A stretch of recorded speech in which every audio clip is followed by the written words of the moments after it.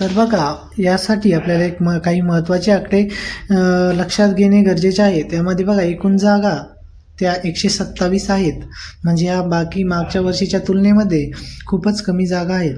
तर त्यानुसार अर्ज किती आले आहेत, तर एकूण अर्ज हे 1,75,000च्या आसपास आले आहेत. जे मागच्या वेळेस 2,17,000 होते ते आता कमी होऊन 1,75,000 एवढे आले आहेत. एकूण उपस्थिती म्हणजे 1,75,000 एवढे अर्ज कमी आले.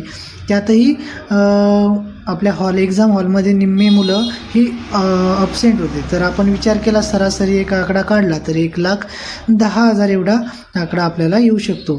तर बघा, आणि सेकंड आन्सर कीने झालेले बदल. तर सेकंड आन्सर कीने एकूण 2 प्रश्न कॅन्सल झालेले आहेत, म्हणजे सर्वांचे 4 मार्क्स कमी होतील.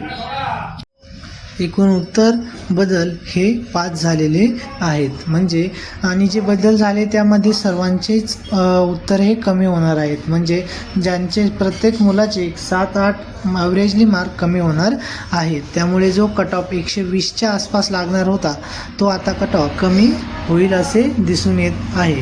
तर बघा, आता या सर्व गोष्टींचा विचार करून आपण एक कट ऑफ प्रेडिक्ट करणार आहोत. तर तो कट ऑफ खालील रेंजमध्ये राहील. तर बघा, ओपन मेलसाठी MPSC राज्यसेवा पूर्वपरीक्षा 2025चा कट ऑफ हा माझ्यानुसार 112 ते 115 या दरम्यान राहण्याची शक्यता आहे. कारण की प्रत्येक मुलाचे 7 ते 8 मार्क ॲव्हरेजली कमी झालेले आहे, आणि यात जर जागा वाढल्या जे अशक्य वाटत आहे तर यापेक्षाही कमी कट ऑफ लागण्याची शक्यता आहे. परंतु ते सर्व आता संभाव्यतेवर अवलंबून आहे.